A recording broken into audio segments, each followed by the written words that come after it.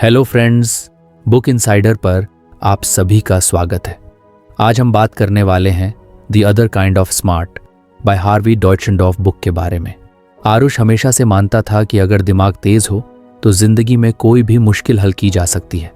School में top करना, competitive exams में अच्छा परफॉर्म करना, ये सब उसकी आइडेंटिटी का हिस्सा थे। लेकिन जब उसने अपनी ड्रीम जॉब ज्वाइन की तो कुछ अलग ही देखने को मिला। पहले कुछ महीनों में ही उसे समझ आ गया कि सिर्फ IQ हाई होने से सब कुछ आसान नहीं होता। ऑफिस में कुछ लोग थे जो ज़्यादा क्वालिफाइड नहीं थे, लेकिन फिर भी सबके चहेते थे। लोग उनकी बातों को ध्यान से सुनते थे, उनके आइडियाज़ को सीरियसली लेते थे और उन्हें इंपॉर्टेंट प्रोजेक्ट्स दिए जाते थे। दूसरी तरफ आरुष को लगा कि उसके स्मार्ट आइडियाज़ को उतनी वैल्यू नहीं मिल रही जितनी मिलनी चाहिए थी। एक दिन फ्रस्ट्रेशन में उसने अपने पुराने दोस्त करण से बात की। करण ने पूछा, तू कभी इमोशनल इंटेलिजेंस के बारे में सुना है? आरुष ने हंसते हुए कहा, भाई, फीलिंग्स और इमोशंस की दुनिया मेरे बस की नहीं, लॉजिक ही सब कुछ होता है। करण मुस्कुराया, तभी तो तुझे दिक्कत हो रही है। दिमाग शार्प होना अच्छी बात है, लेकिन अगर तू लोगों को समझ नहीं पाएगा, उनकी इमोशंस को कनेक्ट नहीं कर पाएगा, तो तेरा नॉलेज भी अधूरा रह जाएगा। आरुष को ये बात हिट तो हुई, लेकिन समझ नहीं आई कि इसका सॉल्यूशन क्या है। तभी करण ने उसे एक बुक रेकमेंड की, the other kind of smart by Harvey Deutschendorf. घर आकर आरुष ने क्यूरियोसिटी में किताब पढ़नी शुरू की। पहले चैप्टर में ही एक लाइन ने उसे सोचने पर मजबूर कर दिया, emotional intelligence EI is a valuable skill, sometimes even more important than IQ। उसने सोचा, मतलब जो मैं इतने सालों से इग्नोर कर रहा था वही मेरी सबसे बड़ी कमी बन गई। अगले कुछ दिनों में उसने किताब में दिए गए एग्जाम्पल्स पढ़े।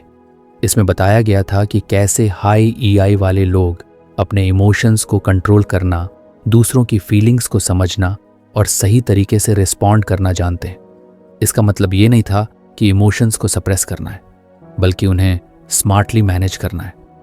आरुष को याद आया कि ऑफिस में एक बार उसकी एक प्रेजेंटेशन थी। उसने डेटा और एनालिसिस पर बहुत मेहनत की थी, लेकिन जब उसने टीम के सामने प्रेजेंट किया तो किसी ने ज़्यादा इंटरेस्ट नहीं लिया। कुछ लोग तो बोर्ड भी लग रहे थे।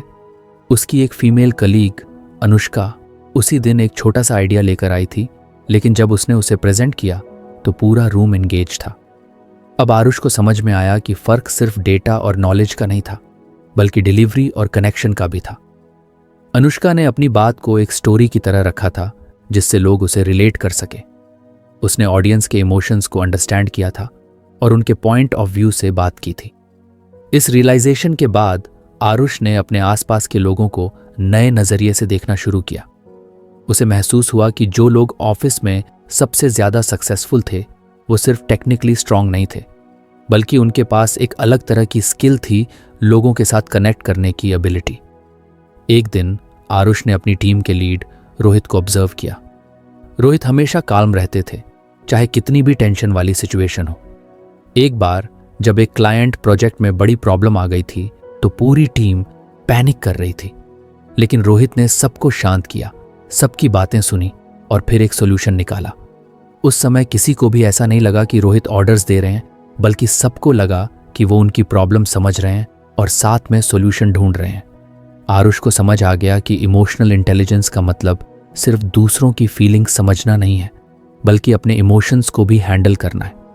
अब उसने अपनी पर्सनल लाइफ पर भी नजर डाली। वो कई बार गुस्से में डिसीजंस लेता था, छोटी छोटी बातों पर इरिटेट हो जाता था और दूसरों की बात सुनने के बजाय अपनी ही बात मनवाने की कोशिश करता था। उसने डिसाइड किया कि अब वो अपनी EI इंप्रूव करेगा। अगले कुछ हफ्तों में उसने छोटे छोटे चेंजेस करने शुरू किए। सबसे पहले उसने अपने रिएक्शंस पर कंट्रोल करना सीखा। अगर किसी बात पर इंस्टेंट गुस्सा आता था तो वो खुद को पॉज देता, गहरी सांस लेता और सोचता कि उसे किस तरह रिस्पॉन्ड करना चाहिए। फिर उसने दूसरों को एक्टिवली सुनना शुरू किया। पहले वो सिर्फ जवाब देने के लिए सुनता था, लेकिन अब वो सच में समझने की कोशिश करता था कि सामने वाला क्या फील कर रहा है। जल्द ही उसने फर्क देखना शुरू कर दिया। एक दिन उसकी टीम में एक जूनियर काफी नर्वस था क्योंकि उसने गलती कर दी थी। पहले आरुष सीधा उसे डांट देता, लेकिन इस बार उसने काल्मली उससे बात की, उसकी प्रॉब्लम समझी और उसे गाइड किया कि वो आगे ऐसी गलती ना करे। अगले दिन उस जूनियर ने आरुष से कहा, थैंक्स सर, आपने मेरी बात सुनी। नहीं तो मुझे लगा था कि मुझे बहुत सुनना पड़ेगा। आरुष को पहली बार समझ आया कि सिर्फ नॉलेज और इंटेलिजेंस से कुछ नहीं होता। अगर लोग आपसे कनेक्ट नहीं कर पाते तो आपकी स्किल्स भी वेस्ट हो जाती हैं। अब वो और डीपली किताब पढ़ने लगा। उसे लगा कि ये बस शुरुआत है। एआई की असली पावर समझने और उसे प्रैक्टिस में लाने के लिए अभी उसे बहुत कुछ सीखना बाकी था। आरुष को अब समझ आ गया था कि इमोशनल इंटेलिजेंस सिर्फ दूसरों के इमोशंस को समझने तक सीमित नहीं है, बल्कि इसमें अपने इमोशंस को भी कंट्रोल करना आता है। लेकिन एक चीज थी जो अब भी उसे परेशान कर रही थी, स्ट्रेस। ऑफिस में डेडलाइंस, टारगेट्स, मीटिंग्स और अनएक्सपेक्टेड प्रॉब्लम्स, ये सब मिलकर उसके दिमाग में हमेशा एक दबाव बनाए रखते थे। अगर आपको हमारी फ्री समरी अच्छी लगती है तो आप हमारे चैनल को सब्सक्राइब कर सकते हैं, हमारी मेंबरशिप खरीद सकते हैं या हमें यूपीआई के थ्रू सपोर्ट कर सकते हैं। अब समरी पर वापस चलते हैं। सुबह से लेकर रात तक बस यही चलता रहता कि अगले दिन क्या करना है, कौन सी रिपोर्ट सबमिट करनी है, कौन से क्लाइंट को हैंडल करना है। घर लौटता तो भी दिमाग में वही सब घूमता रहता। इसका असर उसकी पर्सनल लाइफ पर भी दिखने लगा था। पहले जो वीकेंड्स वो आराम से बिताता था, अब वो भी एंग्जाइटी से भरे रहने लगे थे। छोटी छोटी बातों पर इरिटेशन होने लगी थी, नींद पूरी नहीं हो रही थी और कभी कभी तो सिर दर्द इतना बढ़ जाता था कि कुछ भी करने का मन नहीं करता था। एक दिन ऑफिस में उसकी एक बड़ी प्रेजेंटेशन थी। उसने पूरी रात मेहनत की थी, हर डिटेल पर ध्यान दिया था, लेकिन जब एक्चुअल प्रेजेंटेशन देने का टाइम आया तो उसकी हार्ट बीट तेज हो गई, हाथ पसीने से भर गए और दिमाग अचानक ब्लैंक हो गया। किसी तरह उसने प्रेजेंटेशन दी, लेकिन वो कॉन्फिडेंट नहीं लग रहा था। जैसे ही मीटिंग खत्म हुई, उसका बॉस रोहित उसके पास आया और कहा, आरुष, तुम्हारा कंटेंट अच्छा था, लेकिन तुम्हारी एनर्जी लो थी। ऐसा लग रहा था कि तुम खुद ही उस पर ट्रस्ट नहीं कर रहे थे। आरुष को समझ नहीं आया कि उसने इतनी मेहनत की थी, फिर भी ये प्रॉब्लम क्यों हुई। घर आकर उसने फिर से the other kind of smart पढ़नी शुरू की। इस बार उसे एक नया चैप्टर मिला, स्ट्रेस टॉलरेंस। इसमें लिखा था कि हाई इमोशनल इंटेलिजेंस वाले लोग स्ट्रेस को मैनेज करना जानते हैं, और जो लोग स्ट्रेस हैंडल नहीं कर पाते, वो चाहे जितने भी टैलेंटेड क्यों ना हो, उनकी परफॉर्मेंस और लाइफ दोनों सफ़र करने लगती हैं। उसने सोचा, यही मेरी प्रॉब्लम है, मैं स्ट्रेस को मैनेज नहीं कर पा रहा हूँ और इसका असर मेरे कॉन्फिडेंस और परफॉर्मेंस पर पड़ रहा है। इस चैप्टर में स्ट्रेस टॉलरेंस डेवलप करने के कुछ टूल्स दिए गए थे। उसने डिसाइड किया कि अब वो अपनी स्ट्रेस मैनेजमेंट स्किल्स को इम्प्रूव करेगा। सबसे पहले उसने ऑब्जर्व करना शुरू किया कि कौन कौन सी सिचुएशंस उसे सबसे ज़्यादा स्ट्रेस देती हैं। उसने देखा कि जब भी उसे कोई न्यू चैलेंज मिलता है, जैसे कोई नया प्रोजेक्ट या टफ डेडलाइन, तब उसका स्ट्रेस लेवल बढ़ जाता है।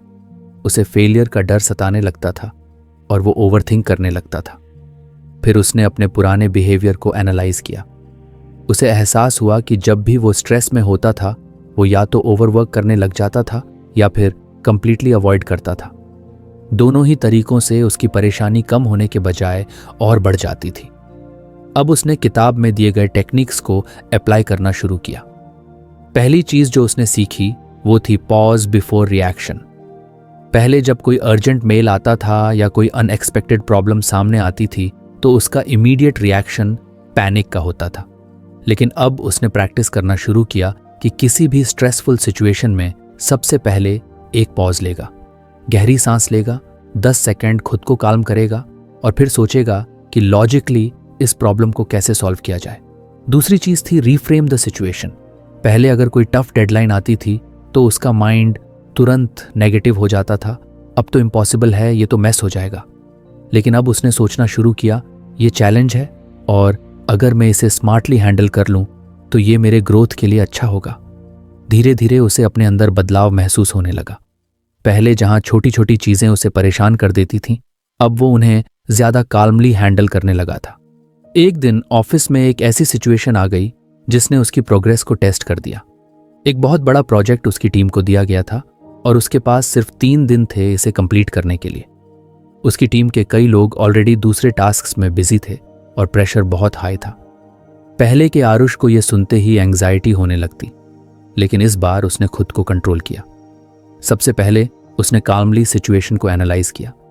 उसने अपनी टीम से ओपनली बात की और सबको इनकरेज किया कि पैनिक करने के बजाय स्मार्ट प्लानिंग करें। फिर उसने एक और टेक्निक अप्लाई की, डेलीगेशन। पहले वो हर चीज़ खुद करने की कोशिश करता था, लेकिन अब उसने सीखा कि टीम एफर्ट पर ट्रस्ट करना भी स्ट्रेस को कम करने का एक तरीका है। उसने अपनी टीम के हर मेंबर को एक स्पेसिफिक टास्क दिया ताकि लोड बराबर बंट जाए। 3 दिन की मेहनत के बाद उनका प्रोजेक्ट पूरा हुआ और क्लाइंट ने उनकी प्रेजेंटेशन को काफ़ी अप्रिशिएट किया। आरुष को लगा जैसे उसने कोई बहुत बड़ी जीत हासिल की हो, न सिर्फ प्रोफेशनली बल्कि पर्सनली भी। लेकिन स्ट्रेस टॉलरेंस सिर्फ ऑफिस तक सीमित नहीं थी। उसने अपनी पर्सनल लाइफ में भी इस टेक्निक को अप्लाई करना शुरू किया। पहले अगर फैमिली में कोई छोटी मोटी डिसएग्रीमेंट हो जाती तो वो तुरंत रिएक्ट करता था, लेकिन अब वो काल्मली सिचुएशन को हैंडल करने लगा था। एक बार उसकी बहन ने उससे कहा, भाई पहले तू छोटी छोटी बातों पर गुस्सा हो जाता था, लेकिन अब तेरा पेशेंस बढ़ गया है। आरुष को लगा कि उसका एफर्ट सही डायरेक्शन में जा रहा है। अब उसने अपनी फिजिकल और मेंटल हेल्थ पर भी ध्यान देना शुरू किया। उसने देखा कि जब वो अच्छी नींद नहीं लेता तो उसका स्ट्रेस लेवल बढ़ जाता है। इसलिए उसने अपनी स्लीप स्केड्यूल इंप्रूव की। उसने डेली 10 मिनट मेडिटेशन करने की हैबिट डाली, जिससे उसका माइंड ज़्यादा स्टेबल रहने लगा। कुछ ही हफ्तों में उसे खुद में बहुत बड़ा बदलाव महसूस हुआ। पहले जो चीज़ें उसे एंग्शियस कर देती थीं, अब वो उन्हें काल्मली हैंडल कर पा रहा था। पहले जो प्रेशर उसे डिस्टर्ब कर देता था, अब वो उसे एक चैलेंज की तरह देखने लगा था। अब आरुष को महसूस हुआ कि हाई IQ और नॉलेज होना इम्पॉर्टेंट है, लेकिन अगर स्ट्रेस को हैंडल नहीं कर सकते तो सारी स्किल्स भी बेकार हो जाती हैं। इमोशनल इंटेलिजेंस सिर्फ इमोशंस को समझने का नाम नहीं है, बल्कि ये हमें सिखाता है कि जिंदगी की मुश्किलों का सामना कैसे करें बिना खुद को खोए हुए। और ये तो बस शुरुआत थी। अभी उसे और भी लेसन सीखने थे और अपनी जर्नी को और आगे बढ़ाना था। आरुष की लाइफ धीरे धीरे बदल रही थी। उसने सीखा था कि स्ट्रेस टॉलरेंस कैसे डेवलप की जाती है, और इसका असर उसके काम और पर्सनल लाइफ दोनों में दिखने लगा था। लेकिन एक चीज़ थी जो अब भी उसे चैलेंज दे रही थी, उसका कम्युनिकेशन स्टाइल। ऑफिस में अक्सर ऐसा होता कि जब भी कोई टीम मीटिंग होती, वो अपनी बात कहने के लिए बेचैन हो जाता। अगर कोई दूसरा कुछ बोल रहा होता तो भी उसका दिमाग पहले से ही अपने जवाब सोचने में बिजी रहता। उसकी बहन भी कई बार बोल चुकी थी, भाई तुझे सुनना नहीं आता, तू हमेशा खुद की बात रखने में लगा रहता है, सामने वाला क्या कह रहा है इस पर ध्यान ही नहीं देता। आरुष को लगता था कि वो सही कर रहा है। उसे लगता कि फास्ट रिस्पॉन्स देना और अपनी बात कॉन्फिडेंटली रखना ही कम्युनिकेशन स्किल्स के लिए ज़रूरी है। लेकिन फिर उसने the other kind of smart में अगला लेसन पढ़ा, इम्प्रूव लिसनिंग स्किल्स। इसमें लिखा था कि सिर्फ बोलना कम्युनिकेशन नहीं होता, बल्कि इफेक्टिव लिसनिंग भी एक बहुत बड़ी स्किल है। लोग तब कनेक्ट फील करते हैं जब उन्हें ये लगे कि उन्हें सुना और समझा जा रहा है। आरुष को अपनी गलती समझ में आने लगी। उसे एहसास हुआ कि जब वो दूसरों की बातें सही से नहीं सुनता तो वो उनकी इमोशंस और पर्सपेक्टिव को मिस कर देता है। इससे न सिर्फ उसके रिलेशनशिप्स वीक हो रहे थे, बल्कि उसकी लीडरशिप स्किल्स भी इम्पैक्ट हो रही थी। उसने सबसे पहले खुद को ऑब्जर्व करना शुरू किया। उसने देखा कि जब कोई कुछ कहता है तो वो या तो बीच में इंटरप्ट कर देता है या फिर आधा सुनकर ही अपना जवाब सोचने लगता है। कई बार ऐसा भी होता कि वो सामने वाले के कहे शब्द सुनता था, लेकिन उनके पीछे की इमोशंस और मीनिंग नहीं समझ पाता था। अब उसने अपनी लिसनिंग स्किल्स इंप्रूव करने का फैसला किया। सबसे पहला स्टेप था be present in the conversation. पहले जब कोई बात करता था तो उसका ध्यान भटक जाता था। वो सोचने लगता था कि अगला टास्क क्या करना है, या फिर अपने फ़ोन पर नोटिफिकेशंस चेक करने लगता था। लेकिन अब उसने खुद को फोर्स किया कि जब भी कोई उससे बात करे तो वो पूरा फोकस उसी पर रखे। उसने कॉन्शियसली आई कांटेक्ट मेंटेन करना शुरू किया और अपने बॉडी लैंग्वेज को ओपन रखा ताकि सामने वाले को लगे कि वो जेन्युइनली इंटरेस्टेड है। दूसरी चीज़ जो उसने प्रैक्टिस करनी शुरू की वो थी एक्टिव लिसनिंग। पहले अगर कोई फ्रेंड या कॉलीग अपनी परेशानी शेयर करता तो वो तुरंत सॉल्यूशन देने लग जाता था। लेकिन अब उसने सीखा कि हर बात का जवाब देना ज़रूरी नहीं होता, कभी कभी बस सुन लेना ही काफ़ी होता है। एक दिन ऑफिस में उसकी टीम मीटिंग थी। पहले वो हमेशा डिस्कशंस में लीड लेने की कोशिश करता था, लेकिन इस बार उसने खुद को कॉन्शियसली पीछे रखा। उसने सिर्फ सुनने पर फोकस किया। उसने नोटिस किया कि जब उसने दूसरों को पूरी बात रखने का मौका दिया तो डिस्कशंस ज़्यादा इफेक्टिव हो गए। एक कॉलीग ने उसके इस बदलाव को नोटिस किया और बाद में उससे कहा, आरुष, आज की मीटिंग में तेरा अप्रोच अलग था। तूने पहले से ज़्यादा पेशेंस दिखाया और मुझे लगा कि मेरी बात को प्रॉपरली सुना जा रहा है। आरुष को लगा जैसे उसकी मेहनत रंग ला रही थी। एक दिन उसकी बहन बहुत फ्रस्ट्रेटेड थी।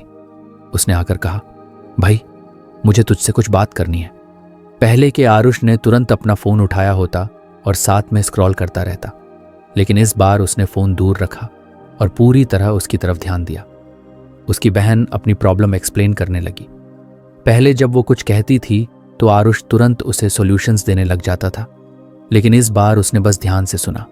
बीच में हम और फिर क्या हुआ कहकर उसे एनकरेज किया कि वो पूरी बात कहे।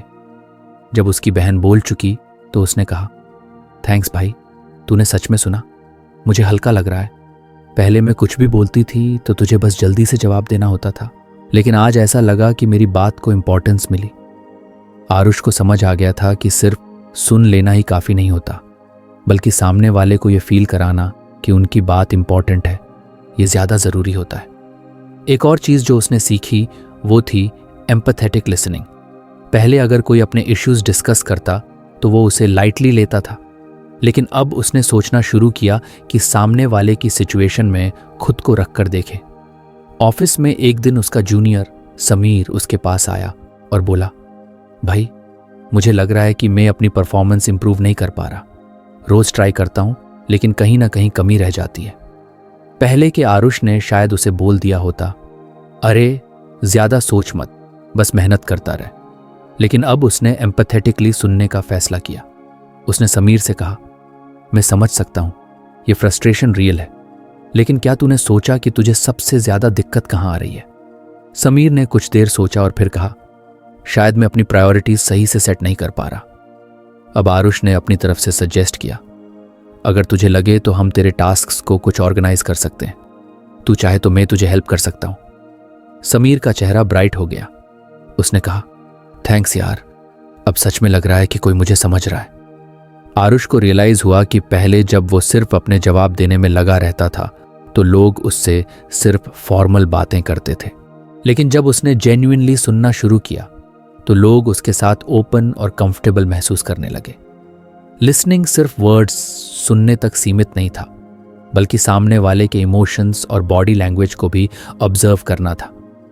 कई बार लोग वो नहीं कहते जो वो महसूस कर रहे होते हैं, लेकिन उनकी आवाज़ के टोन, उनके एक्सप्रेशंस और उनकी बॉडी लैंग्वेज से बहुत कुछ समझ में आ जाता है। आरुष की लिसनिंग स्किल्स इंप्रूव होने लगी और इसका सीधा असर उसकी रिलेशनशिप्स पर दिखा। घर में पहले जहां छोटी छोटी बहसें होती थीं, अब वहां ज्यादा अंडरस्टैंडिंग आने लगी। ऑफिस में भी उसकी लीडरशिप क्वालिटीज और इन्हांस हो गईं। पहले जहां उसकी टीम उसे सिर्फ एक सीनियर की तरह देखती थी, अब वो उसे एक अप्रोचेबल और सपोर्टिव लीडर की तरह देखने लगी। एक दिन उसकी दोस्त ने उससे कहा, आरुष, पहले तुझसे बात करते हुए ऐसा लगता था कि तू बस अपनी बात कहने के लिए सुन रहा है, लेकिन अब तेरा अंदाज बदल गया है। लगता है कि सच में हमारी बातों को समझने की कोशिश कर रहा है। आरुष के चेहरे पर मुस्कान आ गई। उसने सोचा, लिसनिंग एक छोटी सी चीज लगती है, लेकिन इसका इम्पैक्ट बहुत बड़ा होता है।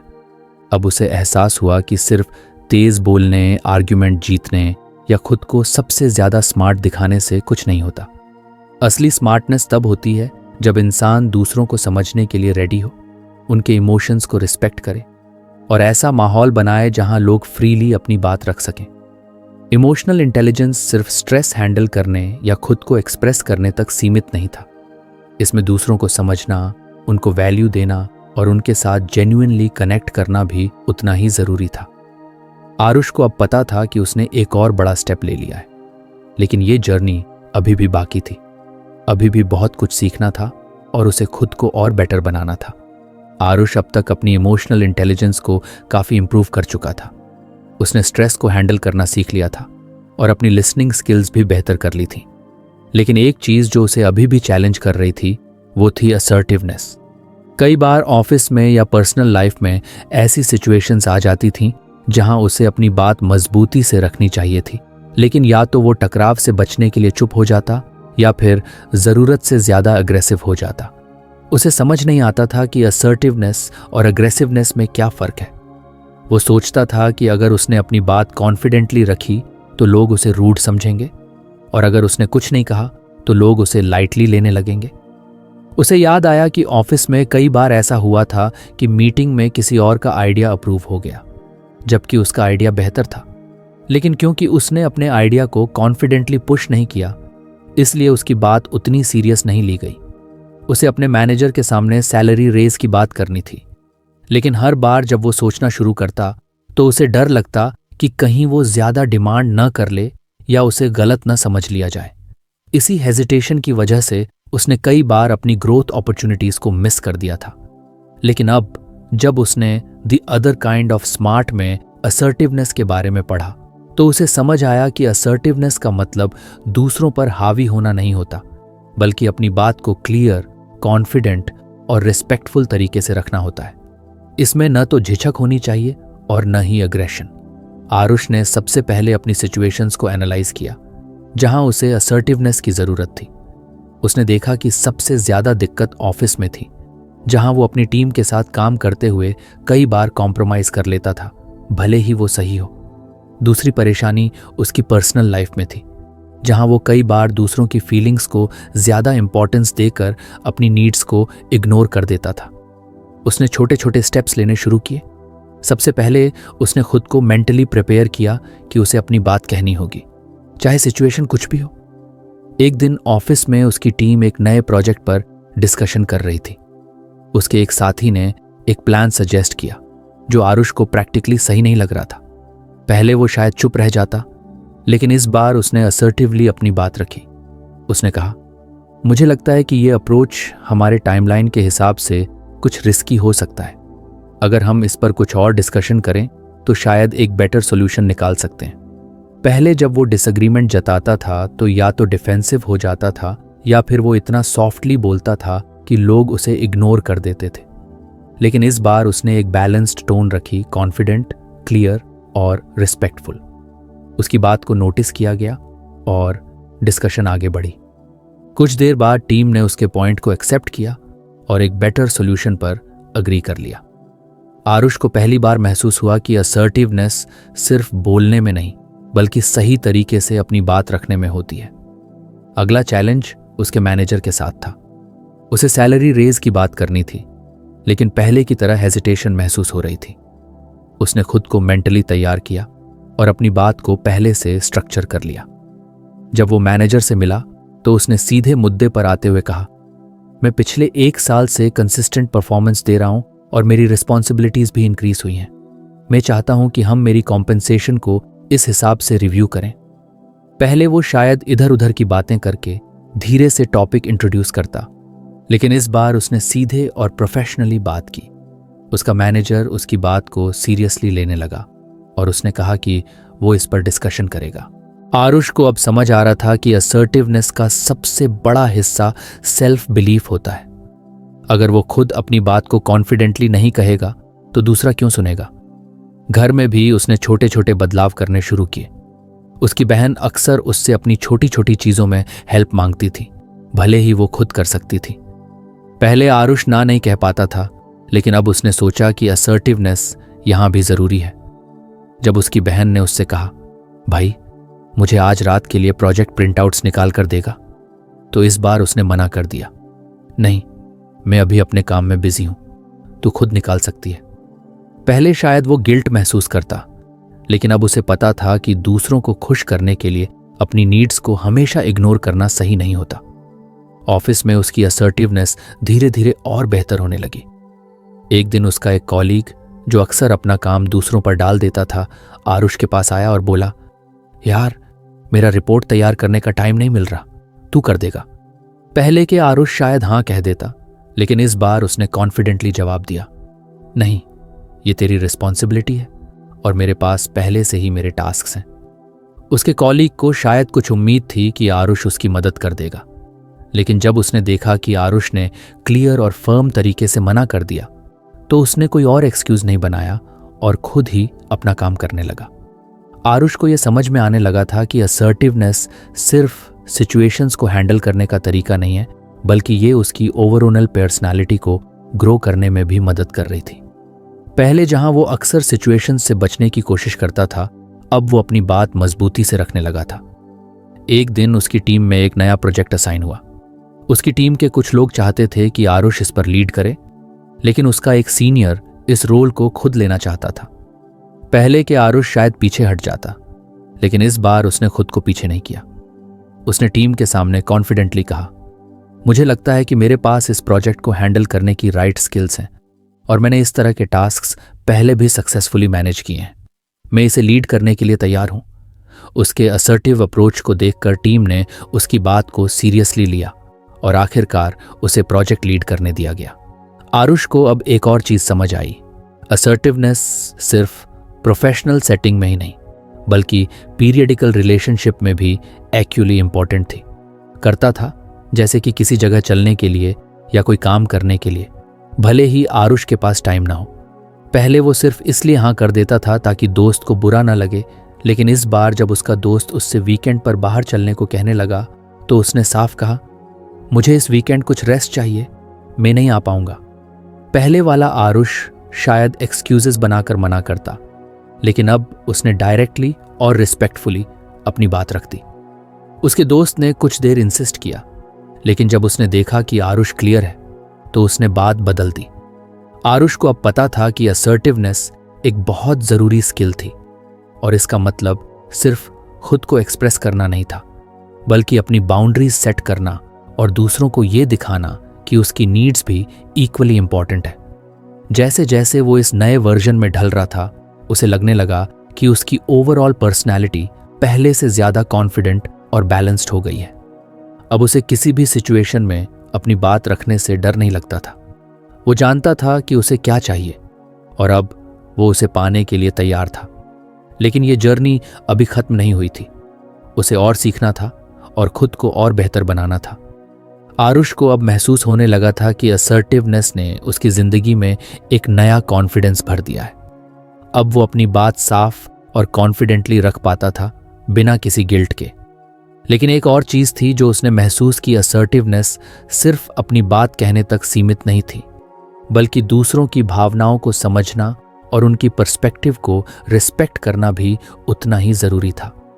यहीं से एम्पैथी का कॉन्सेप्ट उसकी लाइफ में आया। अभी तक आरुष अपनी दुनिया में इतना बिजी था कि कई बार वो ये भूल जाता था कि हर इंसान की अपनी एक कहानी होती है।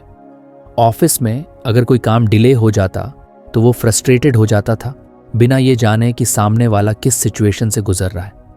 दोस्तों के साथ भी वो कभी कभी इम्पेशेंट हो जाता था अगर कोई उसकी बात को ठीक से नहीं समझता। लेकिन जब उसने the other kind of smart में एम्पैथी के बारे में पढ़ा तो उसे एहसास हुआ कि इमोशनल इंटेलिजेंस का असली टेस्ट तब होता है जब आप दूसरों की भावनाओं को समझते हैं और उनके नजरिए को महसूस करते हैं। आरुष ने सबसे पहले अपने ऑफिस में इसको प्रैक्टिस करना शुरू किया। उसकी टीम में एक नया इंटर्न आया था जो बहुत नर्वस लगता था।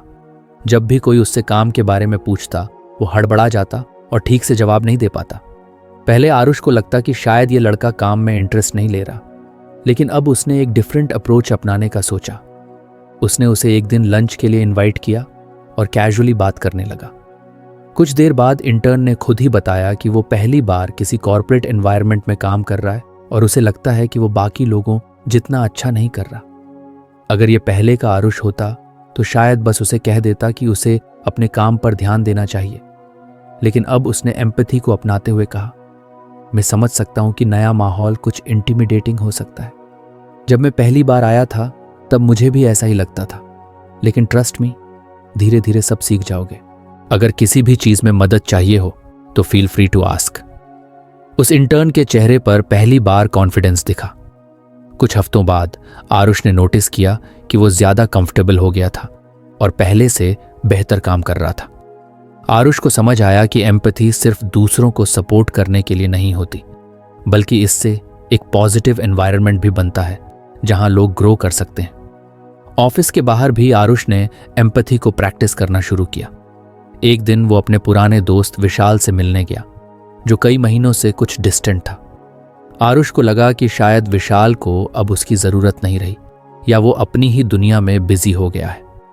पहले आरुष इग्नोर कर देता, लेकिन इस बार उसने जेन्युइनली समझने की कोशिश की कि ऐसा क्यों हो रहा है।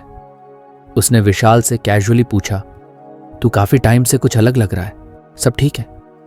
विशाल पहले टालने लगा, लेकिन जब उसने आरुष की सिंसेरिटी देखी तो उसने खुलकर बात की।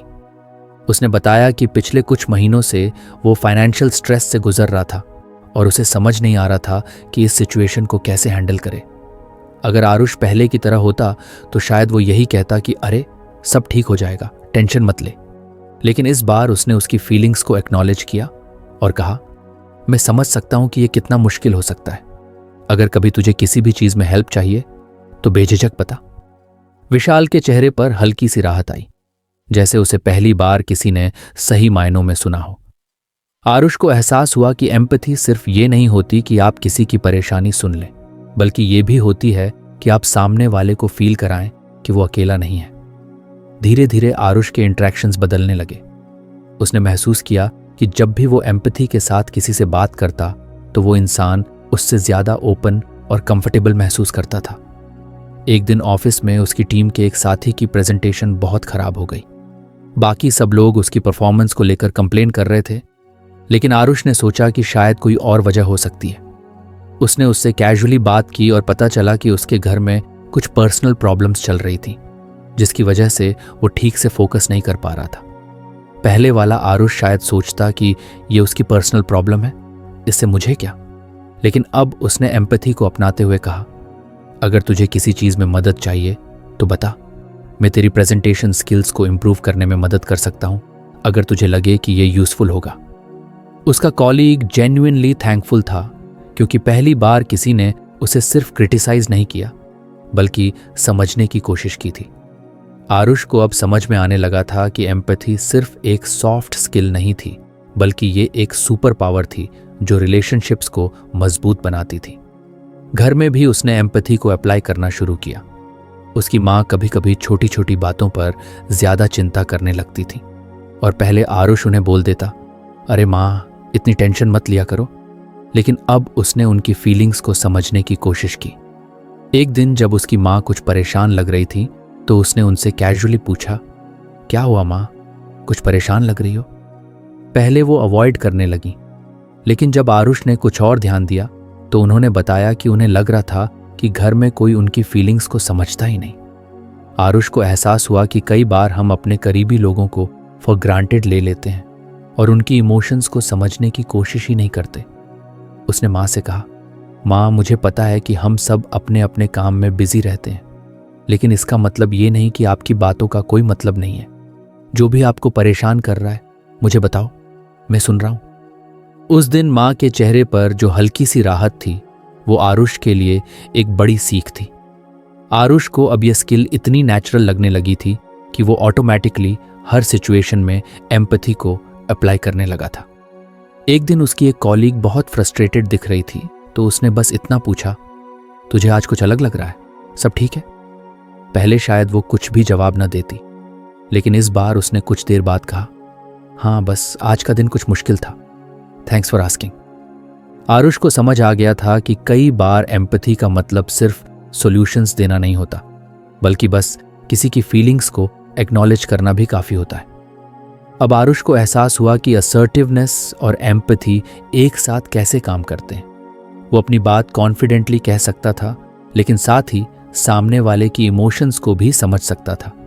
अब जब भी वो किसी आर्ग्यूमेंट या डिसएग्रीमेंट में होता तो पहले सामने वाले की पर्सपेक्टिव को समझने की कोशिश करता और फिर अपनी बात रखता। आरुष की ये नई स्किल सिर्फ उसकी प्रोफेशनल लाइफ में नहीं बल्कि पर्सनल लाइफ में भी बहुत काम आ रही थी। उसकी रिलेशनशिप्स पहले से ज्यादा मीनिंगफुल हो गई थीं और लोग अब उससे ज्यादा कंफर्टेबली कनेक्ट करने लगे थे। अब उसे समझ आ गया था कि इमोशनल इंटेलिजेंस सिर्फ खुद को समझने तक सीमित नहीं है, बल्कि ये दूसरों को भी समझने की एबिलिटी है। जितना ज्यादा उसने एम्पैथी को अपनाया, उतना ही उसकी लाइफ में पॉजिटिव बदलाव आने लगे। तो फ्रेंड्स, ये थी हमारी आज की बुक समरी। आपको कैसी लगी कमेंट करके ज़रूर बताएं और धन्यवाद आपका समरी एंड तक सुनने के लिए।